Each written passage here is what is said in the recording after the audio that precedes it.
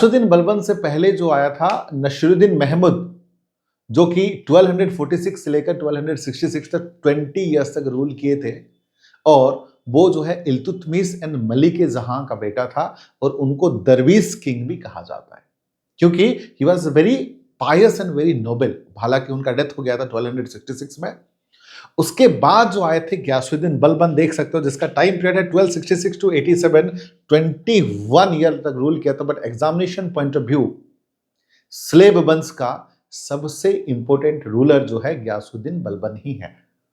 तो उसने पहला काम किया कि उससे पहले जो है इल्तुतमिश जो है चालीसा का गठन किए थे। चालीसा का मतलब है ग्रुप ऑफ 40 पीपल, जो कि सब कुछ करते थे, टैक्सेस के बारे में, एग्रीकल्चर के बारे में, बाकी जो चीजें, जैसे कि आज के डेट में प्रधानमंत्री हैं और काउंसिल ऑफ मिनिस्टर हैं। काउंसिल ऑफ मिनिस्टर सब कुछ, रेलवे, फिनांस, डिफेंस, एग्रीकल्चर सब कुछ करते थे। तो उस तरीके से राजा का सब कुछ करते थे, टैक्सेस से लेकर सब कुछ जो है वो चालीसा ग्रुप, जिसको चहलगनी भी कहा गया है। तो सबसे पहला काम किया उसने, चालीसा को फिनिश कर दिया, खत्म कर दिया, और सारे पावर जो है अपने अंडर ले आया। अब देखो चालीसा को फिनिश करने का रीजन क्या था? वो खुद 40% में से वो खुद एक पर्सन था। उसको ये रियलाइज हुआ कि 40% में से मैं अगर खुद राजा बन सकता हूं, कल के डेट में और कोई स्लेव भी राजा बन सकता है। तो उसने पहले चालीसा को खत्म किया। क्लियर है पॉइंट? उसके बाद उन्होंने स्पाई सिस्टम का भी इंट्रोड्यूस किया था। स्पाई सिस्टम खुफिया, उसका काम क्या था कि सीक्रेटली प्रजा जो है इंफॉर्मेशन देना राजा को, और दुश्मन कंट्री के बारे में भी बताना।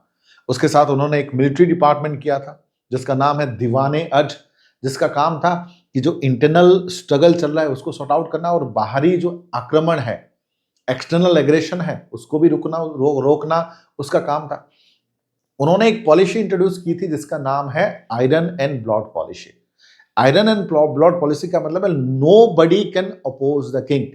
राजा को कोई अपोज नहीं कर सकता, राजा इज एवरीथिंग। जैसे कि हिटलर अपने टाइम पे करता था, कुछ भी करता था, तो ये लोग भी मतलब अपने हिसाब से करते थे कि राजा को कोई अपोज नहीं कर सकता।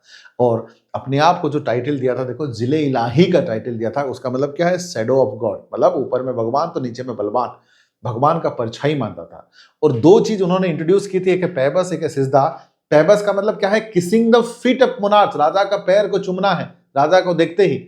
और सिजदा का मतलब है साष्टांग प्रणाम करना है। ठीक है? उसके बाद जो है उन्होंने मेवाती राजपूत का ब्रिगेड्स को खत्म कर दिया, और वहां पर जंगल को काट के उसने जो है फोर्ट बनवाया था। ठीक है? और लास्ट स्टेज में जो है मतलब इन द ईयर 1258 में मोहम्मद, उसका जो बेटा है, वो उनका डेथ हो गया था, और तुर्गिल जो कि उसको कैप्चर एंड बिहेडेड किया था। This is all about the what? This is all about the Ghiyasuddin Balban. उसके बाद जो आया था कैकवाबद, 1287 से लेकर 1290 तक, और उस ये है ग्रैंडसन ऑफ बलबन, और उनको जो है लाए थे फरुखुद्दीन ने। और फखरुद्दीन कौन है? फखरुद्दीन जो है कोटवाल थे ड्यूरिंग द टाइम ऑफ, मतलब बलबन के टाइम पे पॉलिटिकल अथॉरिटी, एक अच्छा पोजीशन में थे।